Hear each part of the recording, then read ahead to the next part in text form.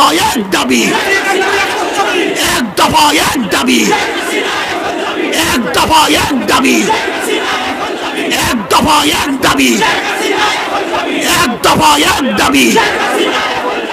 আমার ভাই কবরে, খুনি কেন বাহিরে, খুনি কেন গদিতে, খুনি কেন গদিতে, আমার ভাই কবরে, খুনি কেন গদিতে, আমার ভাব আমার বোন কবরে, আমার বোন কবরে।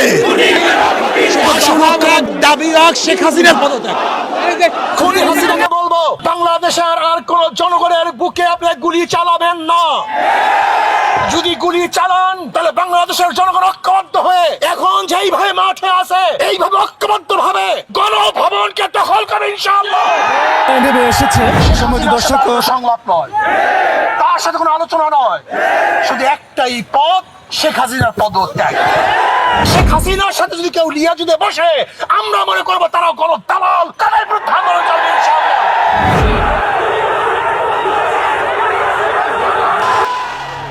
যদি কেউ আমাদের মধ্যে শেখ হাসিনার সাথে হাতাহাত করার প্ল্যান করে, ষড়যন্ত্র করে, তাহলে আমরা তাদেরকে নির্যাতন হিসাবে ঘোষণা করছি। শেখ হাসিনার সাথে কোনো বৈঠক নেই, কোনো আলোচনা নেই, শুধু দাবি একটা, দাওয়া একটা, ওই গণভবন দখল করতে হবে। জনগণের গণভবন জনগণের কাছে ফিরিয়ে দিতে হবে ইনশাআল্লাহ। ইনশাআল্লাহ আমাদের আন্দোলন চলছে, চলবে ইনশাআল্লাহ। শেখ হাসিনাকে, খুনি হাসিনাকে, এই জালেম হাসিনাকে মসনদ থেকে নবাবার আগ পর্যন্ত আন্দোলন চলবে ইনশাআল্লাহ। যখন যেই সময় ডাক দেওয়া হবে সেই সময় ঝাঁপিয়ে পড়তে হবে ইনশাআল্লাহ। এখন তো রাজপথ ছাড়া যাবে না, আমাদের সব কিছু ফয়সালা হবে রাজপথে।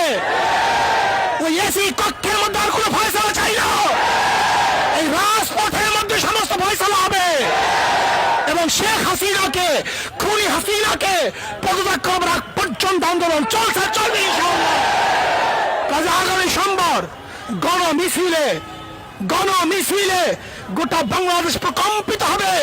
শেখ হাসিনার মস্তক ভেঙেছে, চুরমার হয়ে যাবে ইনশাআল্লাহ। আবু সাঈদ যদি বুক পাড়তে পারে, সেই বুকটা আমাদের কাছে আছে। আবু সাঈদ রক্ত দিতে পারে, সে রক্ত আমাদের মাথায় আছে। কিন্তু আবু সাঈদ আজকে জীবন দিয়ে পরিণত হতে পারে, আমরা কেন জীবন দিয়ে পরিণত হতে পারবো?